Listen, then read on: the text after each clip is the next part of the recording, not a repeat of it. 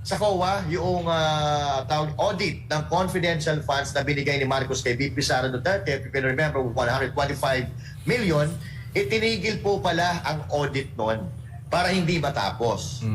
Naalala, 125. Yun ang binapatikos nila, yun ang binabato nila sa Office of the Vice President. So, makikita nyo po, kahit pumunta kayo sa website ng COA ngayon, hindi pa po tapos ang audit niyan. Bakit kamo?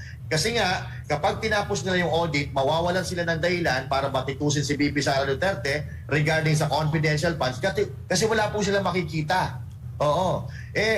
Wala po sila makikitang katiwalian kaya hindi ipinahinto daw yung audit. Para ngayon, meron silang bala at yun ang gagamitin nila para batikusin or criticize si VP Sara Duterte. So wala nga namang audit, 'di ba? So ibig sabihin po pwedeng totoo yung sinasabi nila.